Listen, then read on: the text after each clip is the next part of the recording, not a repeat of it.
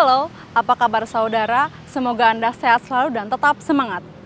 Saatnya Anda menyaksikan Berita Banten bersama saya, Maulia Fitriani. Sejumlah berita Banten akan kami sajikan untuk Anda. Berikut 3 berita utama hari ini.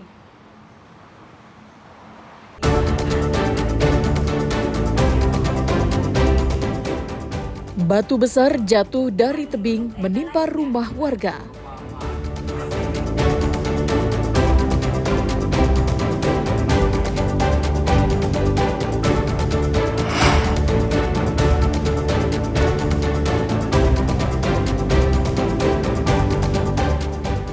Buron 3 tahun terpidana penipuan ditangkap tim tabur Kejati Banten.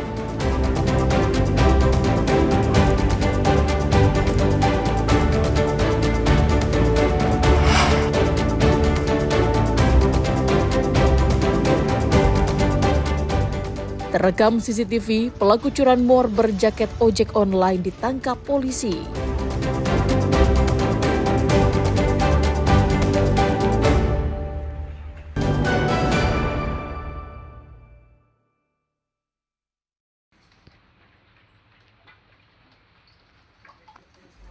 Dua rumah warga rusak setelah tertimpa bebatuan yang jatuh dari atas tebing di sekitar Merak Kota, Cilegon. Rumah milik Sairi dan Santa ini rusak di bagian dapur setelah batu seukuran bantal jatuh dari atas tebing batu bolong setinggi kurang lebih 50 meter.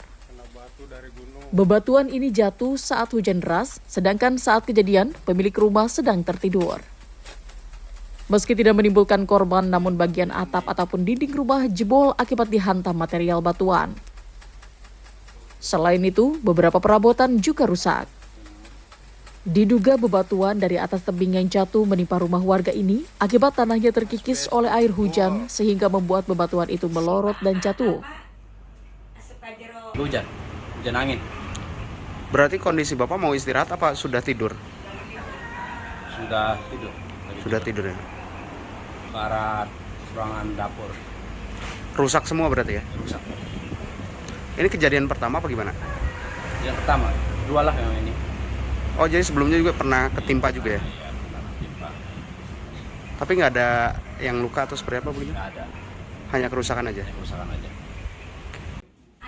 Untuk mengantisipasi hal-hal yang tidak diinginkan, petugas dari Tagana Kota Cilegon meminta penghuni rumah untuk meninggalkan kediamannya sementara waktu karena dikhawatirkan kejadian serupa akan kembali terjadi karena intensitas hujan masih tinggi. Tim dari Tagana Kota Cilegon dan juga relawan gabungan mengimbau kepada korban yang tertimpa agar mengungsi ataupun tinggal di rumah sanak saudara sementara waktu karena hujan masih mengguyur, khawatir terjadi longsor susulan. Kalau penanganan sudah selesai berarti Bang?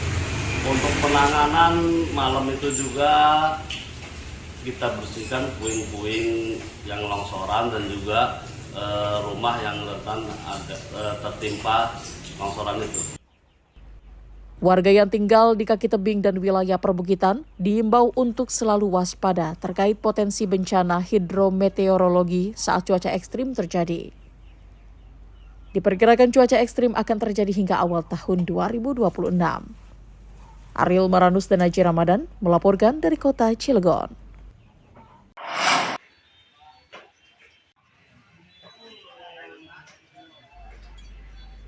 Sejak beberapa hari terakhir, harga sejumlah bumbu dapur dan sayur mayur mulai merangkak naik. Seperti yang terpantau di Pasar Rangkas Bitung, Kabupaten Lebak. Salah satu komoditas yang mengalami kenaikan harga yakni bawang merah, naik dari harga Rp35.000 per kilogram menjadi Rp45.000 per kilogram. Kenaikan juga terjadi pada komoditas cabai merah keriting, naik dari harga Rp50.000 menjadi Rp80.000 per kilogram. Cabai rawit hijau naik dari Rp40.000 menjadi Rp50.000 per kilogram. Cabai oranye dari Rp60.000 menjadi Rp80.000 per kilogram. Sedangkan tomat yang sebelumnya dijual Rp8.000 naik menjadi Rp12.000 per kilogram. Sedangkan sejumlah sayur seperti kol dan wortel naik di kisaran Rp2.000 per kilogramnya. Menurut salah satu pedagang, kenaikan harga sudah terjadi sejak beberapa hari terakhir yang disebabkan faktor cuaca. Ada mas, Apa aja teh?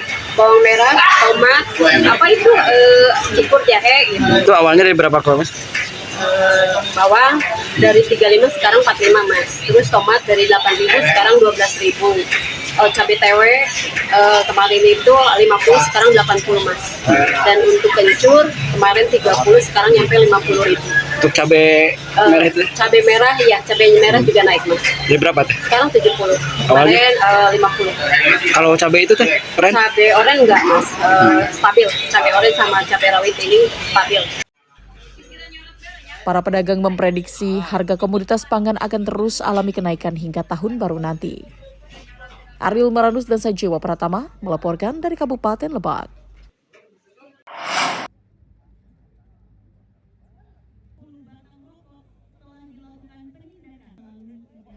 Kantor wilayah Bea Cukai Banten memusnahkan barang sitaan yang merupakan hasil penindakan selama 1 tahun terakhir.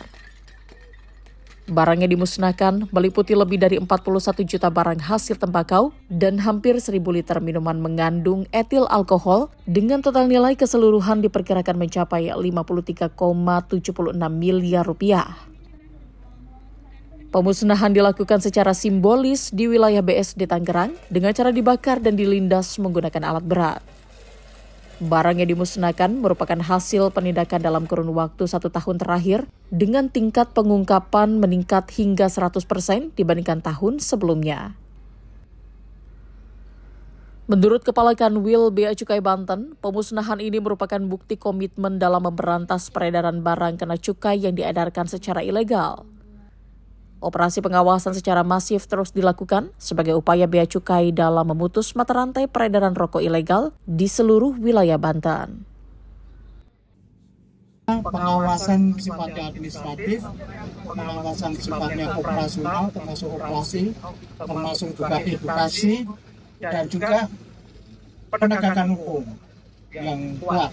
Jadi seperti saya sampaikan tadi, ada Bukajali, ada mewakili Kajati, kemudian dari Kapolda, dari rekan-rekan yang lain. Penyidikan kita tahun ini meningkat 100%.